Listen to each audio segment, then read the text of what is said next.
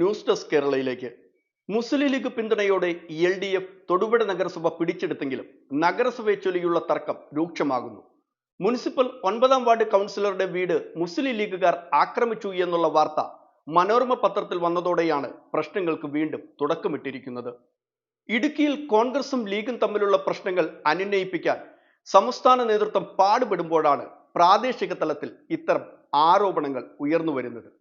എന്നാൽ പത്രത്തിൽ വന്ന വാർത്ത എങ്ങനെ വന്നു എന്ന് എനിക്ക് അറിയില്ല എന്നും എൻ്റെ വീട് തകർക്കപ്പെട്ടിട്ടില്ല എന്നുമാണ് 9ാം വാർഡ് കൗൺസിലറുടെ പ്രതികരണം. ഇതുമായി ബന്ധപ്പെട്ട് യൂത്ത് ലീഗ് ജില്ലാ നേതൃത്വം തൊടുപുഴ DYSPക്ക് മുന്നിൽ പരാതി നൽകി. ഇന്ന് 14-ാം തീയതി രാവിലത്തെ നമ്മുടെ മലയാള മനോരമയുടെ പ്രാദേശിക പേജിൽ ഒരു വാർത്തയുണ്ടായി. മുനിസിപ്പൽ തൊടുപുഴ ചെയർമാൻ തെരഞ്ഞെടുപ്പുമായി ബന്ധപ്പെട്ട് 9ാം വാർഡ് കൗൺസിലറുടെ വീട് ആക്രമിച്ചു എന്നാണ് അതിനകത്ത് കിടക്കുന്നത്.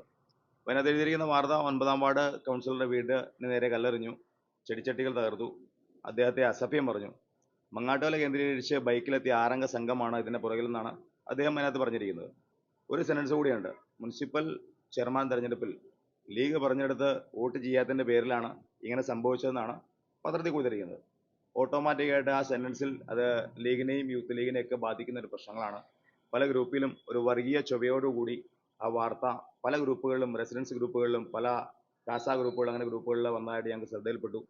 മുസ്ലിം യൂത്ത് ലീഗ് തൊടുപുഴ നിയോജക കമ്മിറ്റിയുടെ ലെറ്റർ പേഡിൽ തൊടുപുഴ DYSPക്ക് ഞങ്ങൾ യൂത്ത് ലീഗിൻ്റെ ജില്ലാ സെക്രട്ടറി, മണ്ഡലം ജില്ലാ കൗൺസിൽ അംഗങ്ങൾ ഉൾപ്പെടെയുള്ള യൂത്ത് ലീഗിൻ്റെ ഭാരവാഹികൾ തൊടുപുഴ DSPക്ക് ഞങ്ങൾ പരാതി കൊടുത്തിട്ടുണ്ട്. ആ പരാതിയിൽ കൃത്യമായി അന്വേഷിച്ച് ആരാണ് ഈ വാർത്ത കൊടുത്തതെന്നും ഈ വാർത്തയുടെ പിറകിൽ എന്താണ്, കാരണം തൊടുപുഴ ഒരു മതസൗഹാർദ്ദമായി നടക്കുന്ന രീതിയിൽ പോകുന്ന ഈ തൊടുപുഴയിൽ ഒരു വിഘടിപ്പുണ്ടാക്കി, ഒരു സന്തുലിതാവസ്ഥ തകർത്തൊരു മതവികാരം ഉണ്ടാക്കി, ഒരു വർഗീയത ഉണ്ടാക്കാനാണോ എന്ന് ഞങ്ങൾക്കൊരു സംശയമുണ്ട്. അതുകൊണ്ടാണ് ഞങ്ങൾ ഇങ്ങനെ ഒരു പരാതി കൊടുത്തത്. ഈ പരാതിയുടെ ഫോളോ അപ്പ് ചെയ്യാൻ തന്നെയാണ് ഞങ്ങളുടെ തീരുമാനം. ഇന്നല്ല പത്രങ്ങളിലും ഇവിടെ തൊടുപുഴ DYSPയും പരാതി കൊടുത്തിട്ടുണ്ട്. ഇതിൻ്റെ നടപടി ഉണ്ടായില്ലെങ്കിൽ ഇതിൻ്റെ മേളിൽ എങ്ങനെ പോകാമെന്നുള്ള രീതിയിൽ ഞങ്ങൾ പോകും.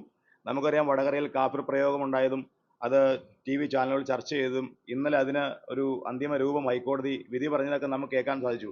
അതുപോലൊരു സംവിധാനമാണിത്. യൂത്ത് ലീഗിനെ ആക്രമിക്കുക, യൂത്ത് ലീഗിനെ സമൂഹത്തിൽ യൂത്ത് ലീഗിനെ വേറൊരു രീതിയിൽ ചിത്രീകരിക്കുക, അതിന് കരുതിക്കൂട്ടി ചില സംഘടനകൾ ചെയ്ത സംവിധാനമാണിതെന്ന് ഞങ്ങൾക്ക് കൃത്യമായിട്ട് അറിയാം. അത് പോലീസ് ബഹുമാനപ്പെട്ട DYSP അന്വേഷിക്കട്ടെ. അതിനകത്ത് നിജസ്ഥിതി കണ്ടെത്തുന്നവരെ ഞങ്ങൾ നിയമ പോരാട്ടം തുടരുമെന്നാണ് ഞങ്ങൾക്ക് പറയാനുള്ളത്. ഈ വാർത്തയ്ക്കെതിരെ ശക്തമായി യൂത്ത് ലീഗ് രാഷ്ട്രീയപരമായി തന്നെ നേരിടും. ഞങ്ങളുടെ നേതാക്കന്മാരോട് പറഞ്ഞിട്ടാണ് ഞങ്ങൾ ഈ പരാതി കൊടുത്തിരിക്കുന്നത്. ഞങ്ങളുടെ നേതാക്കന്മാരുടെയും മുസ്ലിം ലീഗിൻ്റെ ജില്ലാ നേതാക്കന്മാരുടെയും മണ്ഡല നേതാക്കന്മാരുടെയും മുഴുവൻ പിന്തുണയും മുസ്ലിം യൂത്ത് ലീഗ് ഉണ്ട് എന്ന് കൂടി അറിയിച്ചുകൊള്ളുന്നു.